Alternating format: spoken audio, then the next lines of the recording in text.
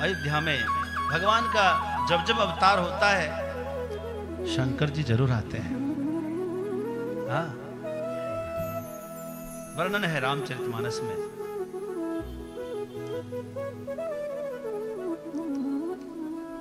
शंकर जी आए, साथ में किसको लिए पता है? काकभुसुंडी जी को चेला बनाया उनको।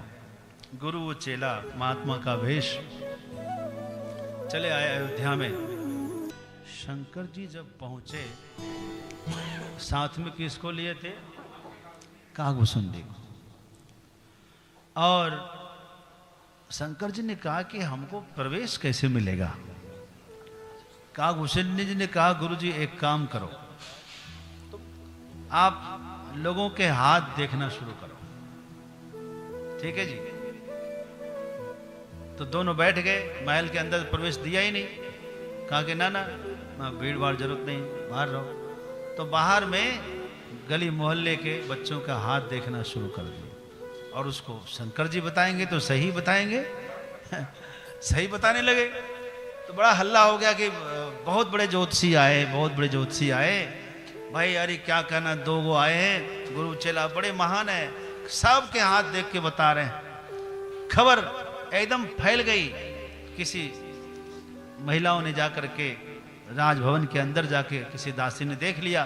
दासी ने जाकर कहा कि माता जी, बाहर एक दो जोगी आए हैं और बड़े अच्छे ज्योतिषी हैं, अच्छा मौका है, अपने लाला का हाथ दिखवा लीजिए, पूछ लीजिए।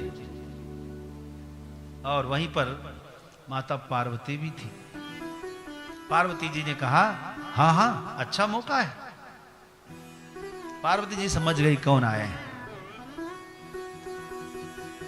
ठीक है, दासी आई, दो दासी आई। चलो बाबा, आपको भीतर बुलाया है। कौन बुलाया है? महारानी कौशल्या बुलाई है। और कौन? राजमाता बुलाई है।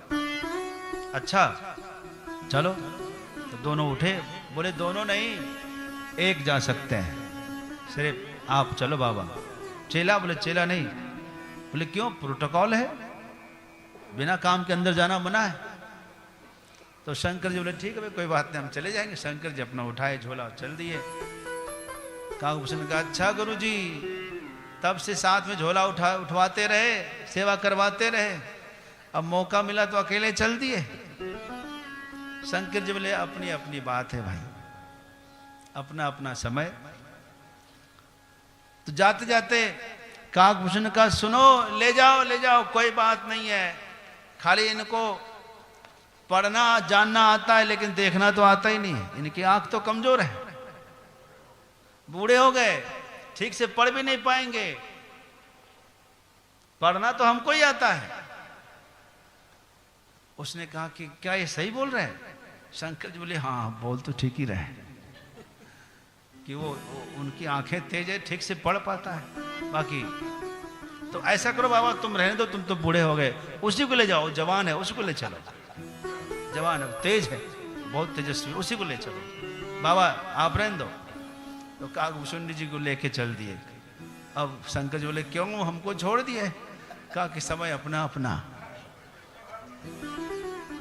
तो जाने लगे तो शंकर जी ने कहा देखो, ये पढ़ने में जरूर तेज है लेकिन उसका अर्थ नहीं पता है, उल्टा पुल्टा भी हो सकता है।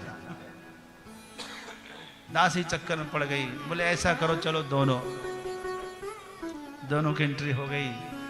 और अंदर में जब गए हैं, शिव जी तो देखने में बड़े सुंदर है ना, भले ही महात्मा है तो क्या हुआ, माताएं बड़ी प्रसन्न है, चारों पुत्रों को लाती हैं, सबके भविष्य भगवान वाचन करते हैं। राम जी की पूरी कथा सुनाई है शिव जी ने। राम जी को तो पता ही है, शिव जी को तो पता ही है। माताओं ने पूछा कि अच्छा बाबा सब तो ठीक है, बच्चों का विवाह कब होगा? शंकर जी ने कहा कि देखो इतना मैं खाली बताऊं, उसके आगे नहीं पूछना कुछ। इतना बताऊंगा कि जब विश्वामित्र मुनि लेने के लिए आ जाएं तो तुम विदा कर देना, समझना विवाह का समय आ गया। ये माताओं को याद रहा अच्छी तरह से। उसके बाद माताओं ने शंकर जी को सुंदर स्नान कराया, बढ़िया सुंदर से वस्त्र पहनाए बाबा को, स्नान करा करके फिर दिव्य भोजन कराए।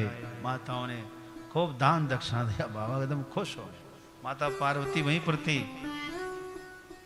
लेकिन किसी ने पहचाना नहीं पार्वती माता को। और उसके बाद शिव जी चले जाते हैं।